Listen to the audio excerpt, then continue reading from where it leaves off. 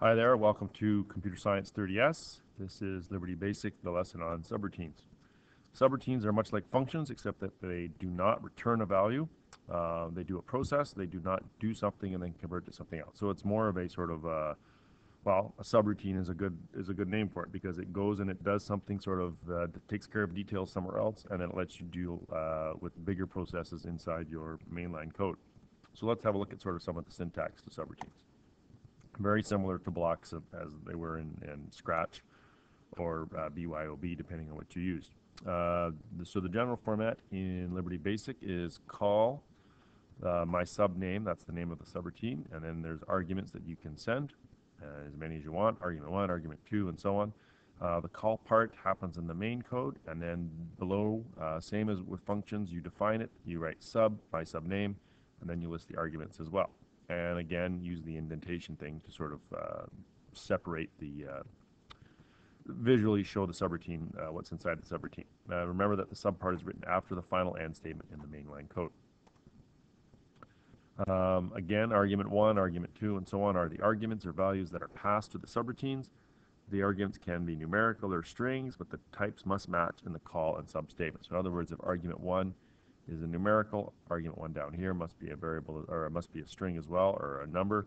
If argument 2 is a string, then argument 2 must be a string here as well. Otherwise, you'll get a type mismatch.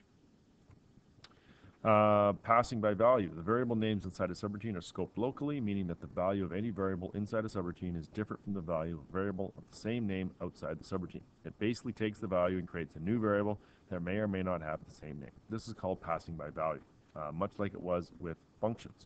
The value of the variable is not changed in the main program if it's changed in the subroutine. So it becomes a brand new one. The general idea is that you always want to use generic variables in your subroutine so that they can be used in multiple programs without having to change the name of the variable. The names do not need to match. You can also pass by reference. A variable may instead be passed by ref, which means that a reference to the actual variable is passed, and any change in the value of the variable in the subroutine affects the value of the variable in the mainline program. And we showed you this in the functional one as well. If you need the variable to be changed inside your subroutine, then you want to pass by reference. Variables declared with the global statement are available in the main program and in subroutines and functions. You can use these anywhere in the code. That's one way to get around some of those issues. Arrays, handles of files, and windows are global to a Liberty Basic program and visible inside a subroutine without needing to be passed in. So any array is automatically global.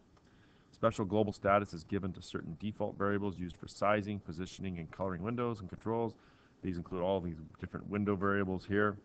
The value of these variables as well as the default directory can be seen and modified in any subroutine or function. So those are automatically defined by the program as global.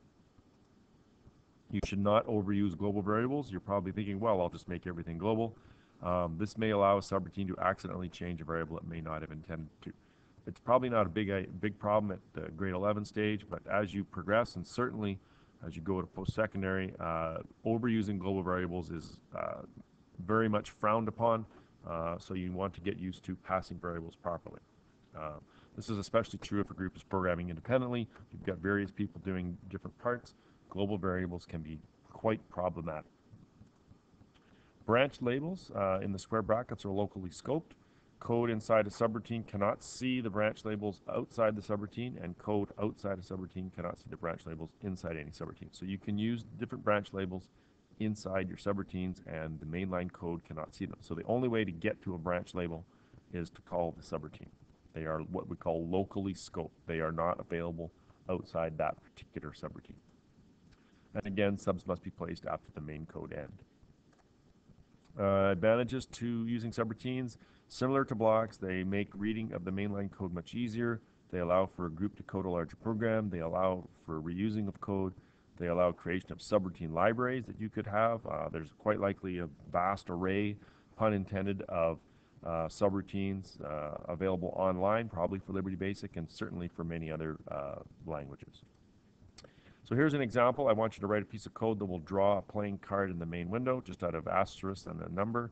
The subroutine allows a value from 1 to 13 to be passed, and then depending on the value, draw a card out of an asterisk and the numbers 2 to 10, and then replace it with a jack, queen, king, or ace if it's a 1 or a 10, 11, I guess 11, 12, or 13. This could be used many times in a blackjack program. Use this main line code here. So I've got input how many cards, number of cards, for loop for x equals 1 to number of cards. We get a random number from 1 to 13. There's the code for that. And we're going to call the subroutine, draw a card, and we're going to send it the value of player card. And so inside the subroutine is where it's going to actually print the card. So right in that, type in that, pause the video, type in that mainline code, and then we'll have a look at the subroutine. After the end statement, enter this code, subdraw card. You'll notice that it prints the value in here. So I'd like you to make some changes to the subroutine code so that it lines up the asterisks and deals with 10s that are 2 digits wide, and it also deals with the jack, queen, and king as well, and the ace. So when you've got that working, show me for some feedback, and I'll give you a check mark for this lesson, and then we'll proceed. Good luck.